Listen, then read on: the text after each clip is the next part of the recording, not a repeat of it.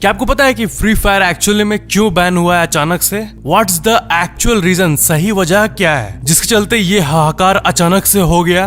और क्या आपको पता है कि एक मगरमच्छ के चलते, पानी के मगरमच्छ के चलते पूरा का पूरा प्लेन क्रैश हो गया? इस वीडियो में आप ऐसे गजब फैक्ट्स को जानोगे कि आपके होश उड़ जाएंगे। फैक्ट नंबर 9, एक एयरक्राफ्ट था लेट L410। उसके अंदर एक इंसान क्रोकोडाइल को स्मगलिंग कर रहा था। वो क्रोकोडाइल को छुपा के रखा हुआ था प्लेन में, और अचानक से क्रोकोडाइल निकल गया। और फिर क्या हुआ कि जितने भी पैसेंजर्स थे वहां सब हड़बड़ाने लगे और आगे पीछे दौड़ने लगे। और फिर एक टाइम बाद जब क्रोकोडाइल बाहर आ गया तब उसके डर से सारे पैसेंजर्स प्लेन के एक साइड पे आ गए, जिसके चलते क्या हुआ कि जो प्लेन का पूरा बॉडी का जो बैलेंस था वो बिगड़ गया और सारे लोग एक साइड पे आ गए। और इसी के चलते प्लेन का डिसबैलेंस हो गया और वो एक साइड झुक गया और पूरा का पूरा प्लेन क्रैश हो गया। एंड इस क्रैश में टोटल 21 लोग थे, जिसमें 18 पैसेंजर्स थे और 3 क्रू मेंबर्स थे। और इन टोटल 21 लोगों में से 20 लोग मारे गए और सिर्फ एक इंसान बचा, जिंदा रह पाया। और उसी एक इंसान ने पूरी की पूरी कहानी को बताया पूरे वर्ल्ड के सामने। तो ये था हिस्ट्री के सबसे अजीब इवेंट्स में से एक। Fact number 8, Chichen Itza. इसको तो आपने जरूर देखा होगा, अभी के टाइम पे बहुत सारे हिस्टोरिकल फोटोज में ये दिख जाता है। बट जब ये शुरू में डिस्कवर हुआ था ना, तब ये कुछ ऐसा दिखता था और लोगों को लगा कि ये कोई माउंटेन है या वैसा कुछ है। बट उन्हें ये नहीं पता था कि आज से इतने साल पहले बना एक मॉन्यूमेंट है। एंड उस टाइम ये ऐसा दिखता था। फैक्ट नंबर 7, एक 23 ईयर ओल्ड मैक्सिकन रैपर है जिनका नाम है डांसुर।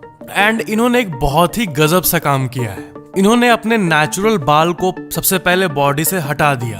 एंड बाल के बाद क्या है कि लोग बाल हटा के नए बालों का ट्रांसप्लांट कराते हैं ताकि बाल और घने उगे और जैसा चाहे वैसा वो अचीव कर पाए। बट इन्होंने अपने नेचुरल बाल को हटा के गोल्ड के चेन्स को आर्टिफिशियली हुक कर लिया, अपने बालों में इम्प्लांट करा लिया। मतलब गोल्ड के हुक को सर्जिकली इम्प्लांट करा लिया अपने स्कैल्प पे, और अब ये कुछ ऐसे दिखते हैं। एंड जब ये हुआ था तब इनके ऊपर कई आर्टिकल्स आए थे। मतलब ये अलग दिखने के लिए ऐसा किए, लिटरली गोल्ड के चेन्स को अपने माथे पे इम्प्लांट करा दिए। फैक्ट नंबर 6, अभी जब इतना कुछ हाहाकार मचा हुआ था तब साउथ कोरिया में सोशल डिस्टेंसिंग को फॉलो करने के लिए वहां पे जो एग्जाम्स हो रहे थे ना, वो लिटरली कुछ ऐसे हो रहे थे जैसा कि आप अपने स्क्रीन पे देख पा रहे हो। मतलब ओपन फुटबॉल ग्राउंड्स में बैठा के सोशल डिस्टेंसिंग का पालन किया जा रहा था और सारे स्टूडेंट्स को इतने दूर दूर बैठाया जा रहा था। ये फोटो में आपको देखने में लगेगा कि ये पास ही है kind of, but football ground बहुत बड़ा होता है।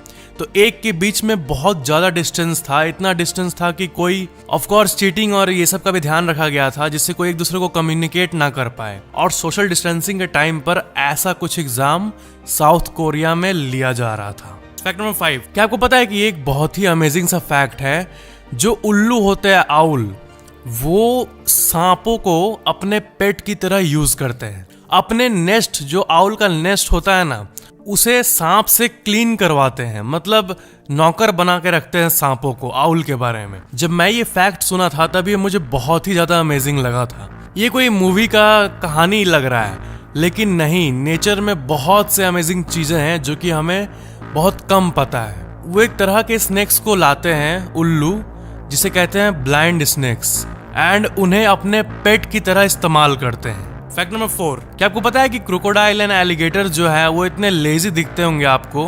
ये बहुत बड़े क्रीचर्स होते हैं, लेकिन ये पेड़ पे भी चढ़ सकते हैं एंड ये हमेशा ऐसा करते रहते हैं रेगुलरली। जी हाँ, क्रोकोडाइल एंड एलिगेटर्स जो है ये क्लाइम कर सकते हैं ट्रीज में।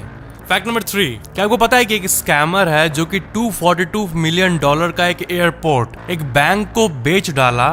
वो भी एक ऐसा एयरपोर्ट जो कि एक्चुअली में कभी एग्जिस्ट ही नहीं करता था। जी हाँ, मतलब एक ऐसा एयरपोर्ट जो कि एग्जिस्ट नहीं करता था, इसको बैंक को बेच डाला और उसे $242 मिलियन भी मिले।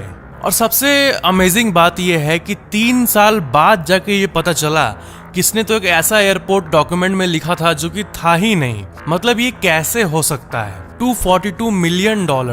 मतलब करीब 1700 करोड़ रुपए का एयरपोर्ट इसने डील में बेच डाला, जो कि एग्जिस्ट ही नहीं करता था और ये 3 साल तक पता ही नहीं चला। जब भी ऐसा कोई डील होता है तो बहुत सारे लॉयर्स और बहुत कोई इसमें इन्वॉल्व होते हैं, बट पता नहीं कैसे सबको खरीद लिया या क्या।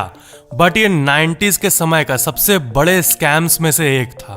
फैक्ट नंबर 2, साल 1987 में एक इंसान ने unlimited first class American airlines का टिकट खरीद लिया $2.5 लाख में। मतलब उस टाइम ऐसा था कि आप अनलिमिटेड क्लास का टिकट खरीद सकते थे और जितना बार चाहे उतना बार आप उड़े। बट उसने ऐसी आदत बना ली कि वो एक सैंडविच खाने के लिए दूसरे जगह चल जाता था या फिर बेसबॉल गेम देखने दूसरे जगह चल जाता था फ्लाइट से। एंड इसी के चलते वो टोटल 10,000 बार उड़ा और जिसका टोटल कॉस्ट पड़ा $21 मिलियन। मतलब 1.5 करोड़ के टिकट पे उसने 150 करोड़ का फायदा लिया। एंड इसी के चलते एयरलाइन कंपनी ने साल 2008 में उसके टिकट को टर्मिनेट कर डाला। वो फर्स्ट क्लास था, फर्स्ट क्लास का टिकट, अनलिमिटेड वाला टिकट। दैट्स गजब। और इसलिए ऐसा अब कम ही होता है कि कोई एयरलाइन कंपनी लाइफ टाइम का अनलिमिटेड टिकट पैकेज दे, क्योंकि लोग इसको एकदम हद यूज करने लगते हैं इसीलिए। फैक्ट नंबर 1, क्या आपको पता है कि फ्री फायर के ऊपर क्राफ्टन ने लॉसूट फाइल किया था कुछ हफ्तों पहले? जी हाँ, आपने सही सुना। क्राफ्टन ने ये एक्यूज किया था कि पबजी मोबाइल के कुछ एलिमेंट्स ये गेम कॉपी करता है और क्राफ्टन ने गूगल और एप्पल पे भी लॉसूट फाइल किया था ये बोल के कि वो अपने रेस्पेक्टिव ऐप स्टोर्स में इसको अलाउ कर रहे हैं। एयर ड्रॉप फीचर और बहुत सारे जो ओपनिंग सीन्स और सिलेक्शन ऑफ वेपन्स, ये सब चीज जो है ये सब एलिजिडली फ्री फायर ने पबजी मोबाइल से कॉपी किया था। एंड ये एक रीजन हो सकता है फ्री फायर बैन का।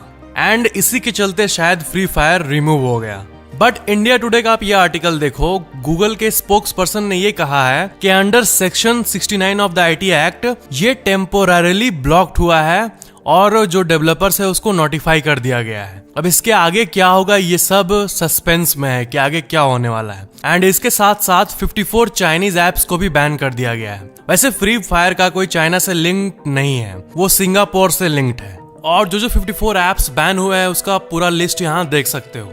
जब तक कि गवर्नमेंट जो कही है उसके रिगार्डिंग कॉम्प्लायंस इश्यूज रिजॉल्व नहीं हो जाते हैं, तब तक फ्री फायर वापस नहीं आ पाएगा। फ्री फायर एक बहुत बड़ी कम्युनिटी है एंड जितने भी लोग हैं सब लगे हुए हैं कि कैसे गवर्नमेंट के जो भी कॉम्प्लायंस रूल्स है उसको अबाइड करके फ्री फायर को वापस लाया जा सके। एंड आई होप ये जल्दी ही होगा, अगर कुछ सीरियस कॉम्प्लायंस का ब्रेक नहीं हुआ होगा तो ये थे आज के facts. Video like share and comment जरूर करना और चैनल को सब्सक्राइब करके बेल आइकन जरूर ऑन कर लेना। Thank you so much for watching this video.